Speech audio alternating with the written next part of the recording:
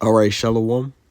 First and foremost, as always, I'd like to give all praise, honor, and glory unto the Most High, His only begotten Son, called Layim La Yahweh Bahashem, Yahweh Shai Bahashem, Rakak Radash. Okay, double honors to the apostle elders, a great millstone, room teach well, Wabarakathum, unto the hopeful elect. All right, today through the Spirit, I want to go into a video breaking down Joshua, the 14th chapter.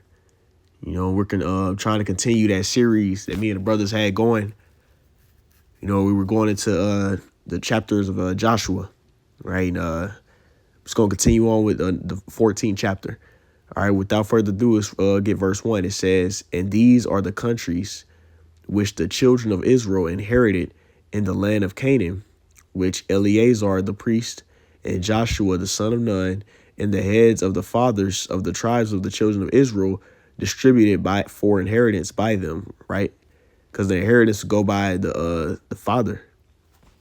You see, ultimately the father would give his firstborn his inheritance according to whatever house that he came from. His children after him will be able to inherit those various things that man has stored up. But it also shows you that it goes by the males, the men. You see, the allotments. This is verse 2. It says, by lot was their inheritance, as Yahweh Bashem Shah commanded by the hand of Moses, for the 9 tribes and for the half tribes. You see these various different lots that all the children of Israel were set to receive. And let's get that word lot real fast. All right, this lot right here. Okay. It says Gawadal. All right, it says lot, portion, thing assigned by casting lots, says recompense, retribution. So ultimately like something that you would inherit, a portion or something that you was set to inherit. It says destiny or portion, right? And a lot of the land allotments, it was already like the word said, portioned out to who was going to receive what parts of the land of Canaan, all the tribes of Israel. You see the sons of Jacob. You see, and this is when they were already on this conquest, taking over these various lands who were dominated by these Canaanites who already had set up shop there. No one had already had stuff set up there, right? They had to take them out of the land. Now let's go on to get a couple of pre's on that. This is just an example that proves that we always went by the males. I'm gonna get the first couple of verses, then jump down to 18. All right, this is Numbers 1. I'm starting verse 1. It says, Numbers 1 and 1. "And Yahweh Bashem Shah spake unto Moses in the wilderness of Sinai," right? It says, after we got delivered from Egypt, we were in the wilderness. It says that the tabernacle of the congregation on the first day of the second month, and in the second, it says, and in the second year after they were come out of the land of Egypt, saying, take ye some of all the congregation of the children of Israel, which when it says children of Israel, it goes to the word bind, which means sons, right? Jacob, which his name got changed to Israel, had 12 sons, and that's who he split the inheritance with, right? It says, after their families, by the house of their fathers, with the number of their names, every male by their poles, right? List all the men. You see? Now let's jump down to verse 18. It says, Numbers 1, I'm going to get 17 and 18. It says, and Moses and Aaron took those men which were expressed by their names, all the men of the different tribes. It says, and they assembled all the congregation together on the first day of the second month. And they declared their pedigrees after their families by the house of their fathers, according to the number of their names, from 20 years old and upward, by their poles, by their father's lineage. Another example is when we were building the temple, and we had to, it was Nehemiah, and you had to identify, like, okay, you descend back to one of these Levite families or houses. So it always goes by the father's seed. You see? Now let's continue on.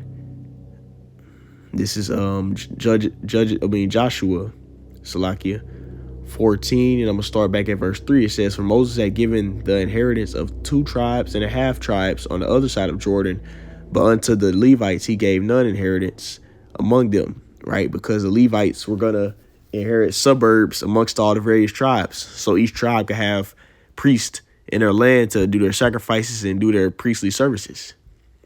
You see, which I'm going to get that next in a second. It says, "For the children of Joseph were 2 tribes, Manasseh and Ephraim." That's what they got broken down into. You know, and a lot of times when it says Ephraim, it's talking about the whole northern kingdom. Or when it says Joseph, it's talking about all of the Latin tribes. All of the northern kingdom, which that happened after the split of King Solomon's kingdom. It was a northern kingdom and a southern kingdom. You had Rehoboam, which he took over the southern kingdom. You had Jeroboam, which took over the northern kingdom. You see? But to continue on, it says, "For the children of Joseph were 2 tribes, Manasseh and Ephraim. Therefore they gave no part unto the Levites in the land, save cities to dwell in, with their suburbs for their cattle and for their substance." All right, so they had to have priests in each part of the land so they can have men their own priests to sacrifice. They would have to go all the way to where the other tribes are. Like, let's say they had to go all the way to Jerusalem just to, sacrifice. They have priests in each part of the land. This verse 5, it says, "As Yahweh Bashan Shah commanded Moses, so the children of Israel did, and they divided the land." Now let's go and get that precept proven. That was those land allotments that the Levites would have. All right, you see, this is Numbers 35, and I'm going to read from the top. It says, "And Yahweh Bashan Shah spake unto Moses in the plains of Moab by Jordan near Jericho, saying, Command the children of Israel that they give unto the Levites of the inheritance of their possessions cities to dwell in." Right? So they'll have a place, the Levites will be able to be there to do the sacrifices and, do all the temple services for each tribe's land. It says, "And ye shall give also unto the Levites suburbs for the cities round about in them," right? And it breaks down the suburbs, which, suburbs give them land for their cattle and to have all their things to do sacrifices. This is verse 3. It says, "And the cities shall they have to dwell in, and the suburbs of them shall be for their cattle and for their goods and for their beasts," right? So they had to sacrifice lamb and all that, things of that sort. It says, verse 4, "And the suburbs of the cities which ye shall give unto the Levites shall reach from the wall of the city and outward 1,000 cubits round about." So it was a good, well set apart of land. You see that they had to have, right? It says, "And ye shall measure from without the city on the east side 2,000 cubits, and on the south side 2,000 cubits, and on the west side 2,000 cubits, and on the north side 2,000 cubits. And the city shall be in the midst, in the middle." It says, "This shall be unto them the suburb of the city." Right? It says, verse 6, "And among the cities which ye shall give unto the Levites shall there be 6 cities for refuge, which ye shall appoint for the manslayer, that he may flee thither, and to them that ye may add 42 cities." Right? It says, "So all the cities which ye shall give unto the Levites shall be 48 cities. Then them shall ye give them with their suburbs." Right? Because ultimately the Levites' blessing that they got was to be close with the Lord, to be joint with the Lord.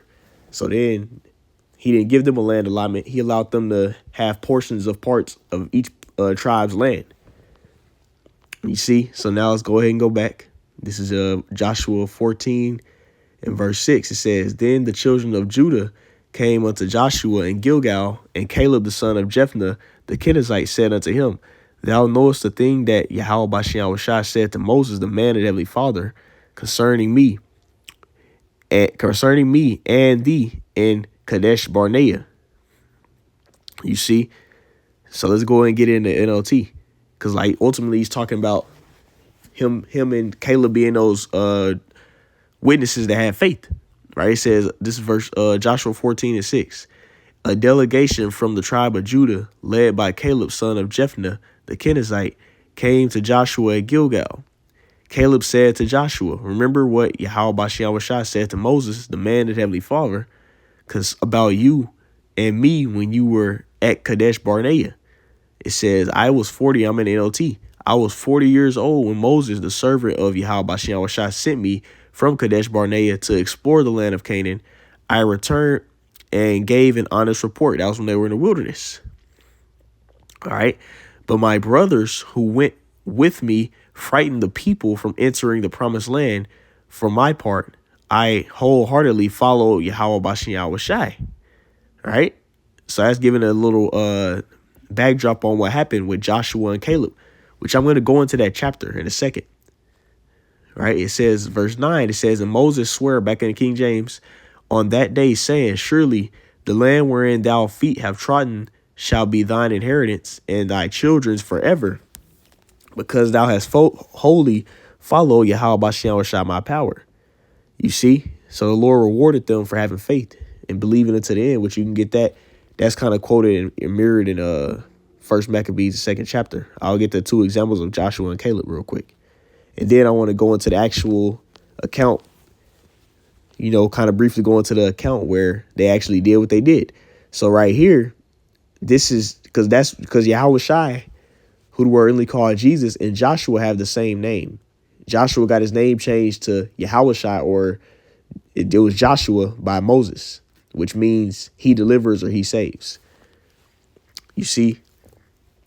So it says, which that really should be Joshua. It says Joshua, for fulfilling the word, was made a judge in Israel. And then right after him, guess what? Caleb, for bearing witness before the congregation, received the inheritance of the land. You see? Because they showed great faith by being those true witnesses. Okay? So now I want to go here. Witness. It's in the book of Numbers.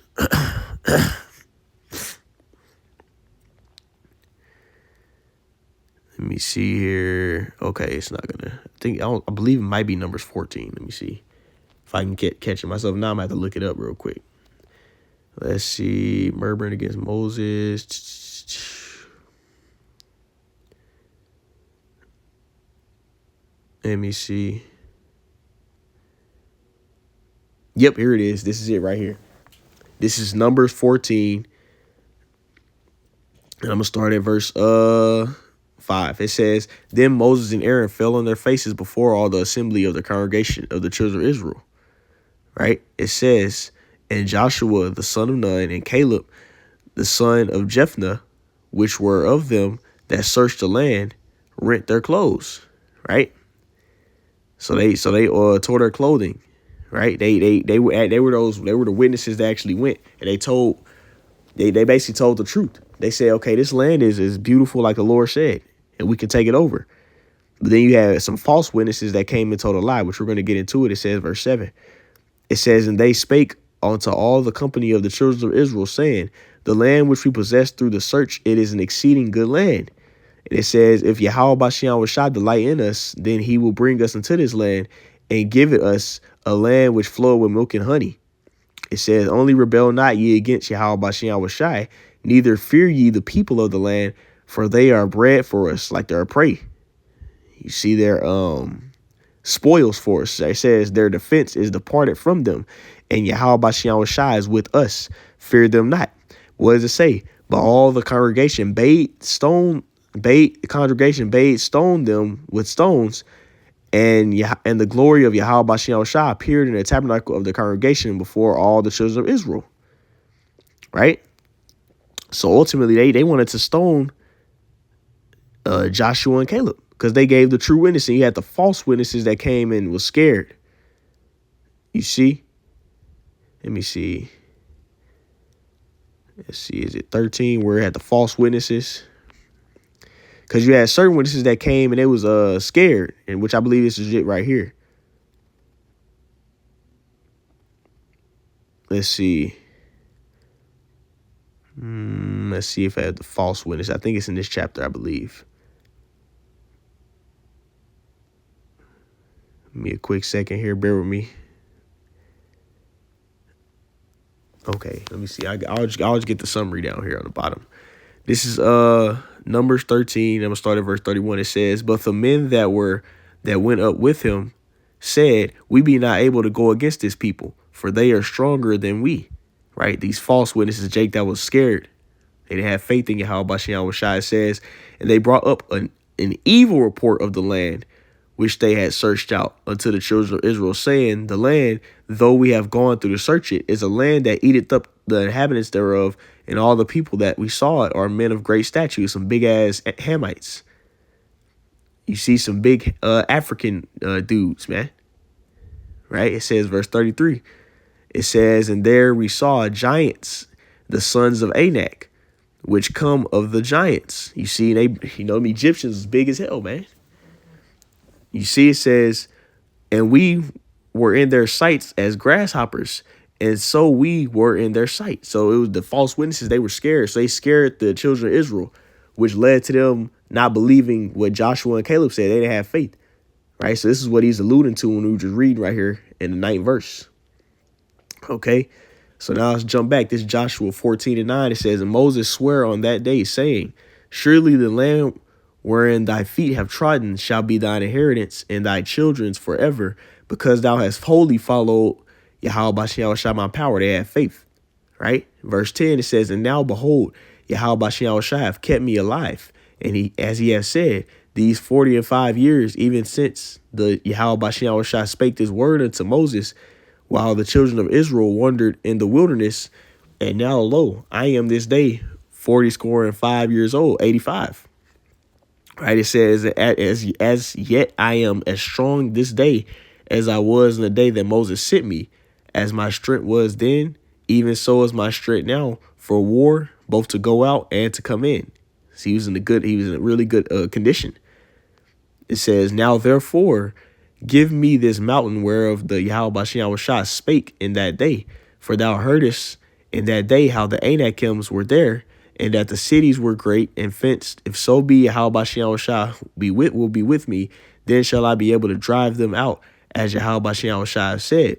And let's get in the NLT, the last couple of verses. It says, verse 13, it says, and so Joshua blessed Caleb, the son of Jephunneh, and gave Hebron to him as his portion of the land. Right? It says Hebron still belongs to the descendants of Caleb's son of Jephunneh, the Kenizzite, because he hath wholeheartedly followed Yahweh Bashem Shai, the power of Israel. Right? It's basically giving the highlighting his faith, him and Joshua's faith. Verse 15, it says, previously Hebron had been called Kiriath Arba. It had been named after Arba, a great hero of the descendants of Anak, one of them big Hamites, one of their big heroes there. And the land had rest from war. You see, we subdued them, man. All right. But anyway, it's the point I wanted to go into, a real quick breakdown of Joshua 14. Lord willing, we can get into the, maybe meet with a brother who's next. We'll get to the 15th chapter. But hey, Lord willing, this lesson edify. I want to end it off by saying, call hello, Yahweh Bahashim, Yahweh Shai, Bahashim, Rekakwadash, Debar City Apostles, Elders, Great Millstone, Harun Teach Well. So next time, come by Shalom.